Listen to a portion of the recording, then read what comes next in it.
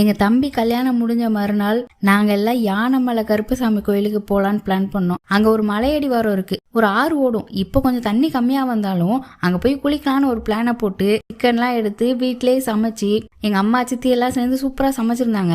அதெல்லாம் பேக் பண்ணி எடுத்துட்டு பொட்டு பொடிசுகள்லாம் சேர்த்து அள்ளி போட்டு அங்க போய் ஆட்டோல இறங்கணும். அந்த இடம் எல்லாமே செம்ம சூப்பரா இருந்துச்சு.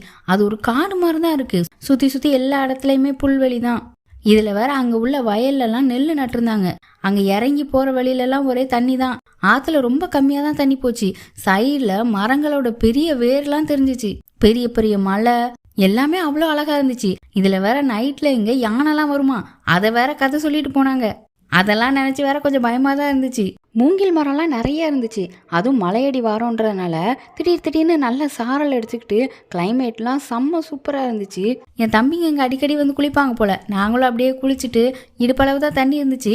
இருந்தாலும் குட்டீஸ் நல்லா என்ஜாய் பண்ணி குளிச்சாங்க.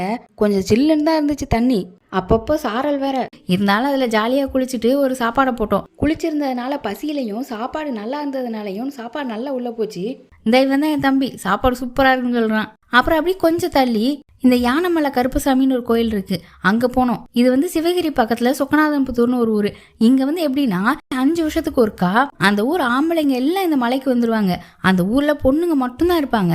அவங்க இஷ்டப்படி ட்ரெஸ் போடுறது, விளையாடுறது, கபடி, கோகோ, டான்ஸ் இந்த மாதிரி என்ஜாய் பண்ணிட்டு இருப்பாங்க. ஆம்பளை ஆளுங்கெல்லாம் இங்க வந்து சமைச்சு சாப்பிட்டுட்டு இருப்பாங்க.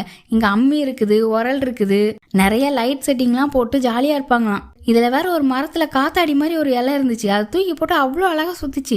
அதெல்லாம் பார்த்து ரசிச்சுட்டு சுத்தி சுத்தி காட்டெல்லாம் பார்த்துட்டு இருந்தோம். இதுல வேற அப்பப்போ ஒருத்தர் யானை வரப்போகுதுன்னு பயமுறுத்திட்டு செம்ம ஜாலியா என்ஜாய் பண்ணோம். அங்க ஒரு இடத்துல முள்ளமன்றியோட முள்ளெல்லாம் கிடந்துச்சு. அதெல்லாம் பார்த்துட்டு அப்படியே சாமியெல்லாம் கும்பிட்டுட்டு சூடெல்லாம் கொளுத்திட்டு அங்க இருந்த குங்குமத்தெல்லாம் எடுத்துட்டு அப்புறம் சின்னதுங்க கொஞ்சம் திருநீர் எடுத்து வாயில போட்டுச்சுங்க. ஒரு வழியா ரிட்டர்ன் போயாச்சு. போற வழியில அது ஒரு ஆறு தானே, ஆனா தண்ணி கம்மியா ஓடுச்சு. சைட்ல நிறைய செடிகள்லாம் முளைச்சிருந்துச்சு. அதுல கொஞ்சம் சுண்டவத்தல் இருந்துச்சு, அதையும் பறிச்சுட்டு போனோம். அதுவும் அங்க உள்ள மலைகள் தான் அவ்வளோ அழகு. அதெல்லாம் பார்க்க அவ்வளோ ஆசையா இருந்துச்சு. ஆனா என்ன பண்றது, கிட்டத்தட்ட சாயங்காலம் ஆயிடுச்சு. வீட்டுக்கு கிளம்பணுமேன்றதுக்காக கிளம்பணும். அப்புறம் அங்க நிறைய போட்டோ வீடியோலாம் எடுத்தோம். செம்ம ஜாலியா இருந்துச்சு. அவ்வளோ என்ஜாய்மெண்ட்டா அந்த நாள் முடிஞ்சது.